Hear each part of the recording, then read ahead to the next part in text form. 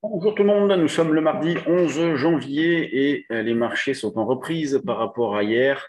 Reprise de 0,6% sur le CAC, 0,4% sur le DAX après une phase de stress. Ça fait 2-3 jours que les marchés se font chahuter avec hier le Nasdaq qui a perdu jusqu'à 3% quasiment, de 80% avant de se reprendre et qui a même terminé en territoire positif au final en clôture. Et donc là, reprise un petit peu partout, le CAC à 7158 points. On continue de travailler à l'achat, bien évidemment, on se pose des questions. On est hyper méfiant. De toute façon, depuis on va dire, mercredi dernier, le soir, et les annonces de la Fed, la dynamique haussière a été cassée, le niveau d'opportunité a diminué. On n'est plus avec des probabilités de réussite maximum comme ça l'était avant, mais elle reste supérieure en travaillant à l'achat. Donc, c'est pourquoi on continue d'acheter.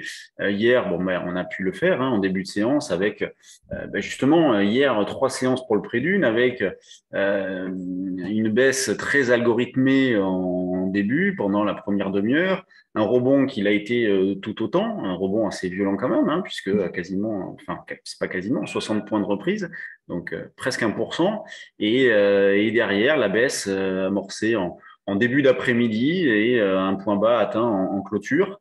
Nous, on a profité justement de ce repli-là pour acheter un petit peu de colle vers les 7105. On a acheté des calls en ce qui me concerne les 7003 échéances la semaine prochaine. On verra bien si on arrive à les exploiter ou non. Donc, on est toujours dans cet esprit de retracement dans une tendance de fond qui n'est pas infirmée, donc qui reste haussière avec comme pivot 7050, 7100. Donc, on est au-dessus plutôt du bon côté. En dessous, on se dégraderait. Et quand on regarde du côté des valeurs, on fera un petit tour d'horizon juste après, il y a des grosses capitalisations qui sont sur des niveaux de rebond. Donc là, 7155,60, c'est une zone d'achat. En dessous, il y a 130. C'était le niveau que j'avais proposé ce matin à 8 heures à nos abonnés, 7133. Bon, on partait de 170 à ce moment-là, donc c'était logique. Et vu qu'on part de 7002, eh bien, on le remonte sur 7150. Donc voilà, 50, 30 jusqu'à 103. Vous avez les niveaux d'intervention pour ce début de journée. Le DAX, on se retrouve dans la même situation avec une reprise qui est assez violente et qui fait suite à un repli qui a été tout autant. Les niveaux d'achat, vous avez 815,20 sur un repli un petit peu plus marqué, 815,20. Et puis après, éventuellement, un double appui, une zone d'achat qui se situe vers, on va dire, 40, 40, 50. Pendant ce temps-là, l'eurodoll, lui, ne bouge pas. Donc, bon, on est habitué. Ça fait 2 mois qu'il évolue entre les mêmes limites. Je me demande si c'est pas un record. Il piétine autour des 1,13 avec une petite alternance hausse-baisse, mais sans trop de volatilité. Et donc, on continue de travailler à la vente et placé pour ce début de séance à 1,1363. Du côté des actions, je vous en parlais tout à l'heure, donc des grosses pondérations et des grosses capitalisations qui sont arrivées sur des niveaux de rebond possibles. Là, par exemple, vous avez ASML tout de suite.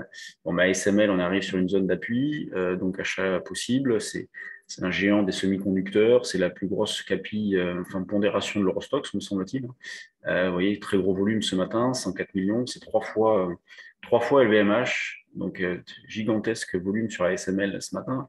Au niveau du CAC, on a Sanofi qui tire un petit peu son épingle du jeu, puisque une fois n'est pas coutume, c'est la plus forte hausse. Elle est revenue sur ses plus hauts récents. Vous avez Capgemini qui a été pas mal chahuté ces derniers temps, qui se comporte pas mal. Saint-Gobain, Carrefour, Kering, LVMH, donc le luxe qui repart gentiment. L'Oréal, oui, Hermès, je ne la vois pas, puisque Hermès, on revient également dans une zone d'achat. Vous avez une zone support 1400, 1350 par là. On peut essayer d'acheter le mieux possible dans cette zone-là. Worldline qui a bien souffert hier et qui redémarre un peu aujourd'hui.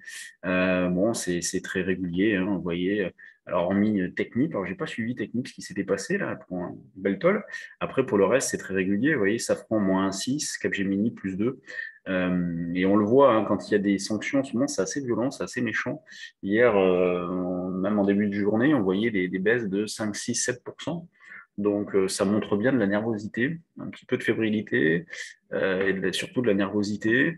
Et dans les screeners, vous avez Art Market, donc anciennement Art Price qui redémarre un petit peu, S2I, Magotag, MND. Ouais, MND, c'est pas vilain, mais graphiquement, c'est pas vilain. Mais après, c'est Space. Il y avoir un regroupement d'actions là-dessus, non? MND. 5. Abivax, Virbac qui revient dans une zone de support. Donc, vous voyez, on est plus à rechercher des idées d'achat sur repli plutôt que pour l'instant envisager un trou d'air important. Bien sûr, hein, il peut arriver, mais pour l'instant, les probabilités ne vont pas dans ce sens-là. Il ne faut pas oublier qu'on est quand même à proximité de plus haut récent non plus. Donc, on ne peut pas avoir un retournement de tendance proche.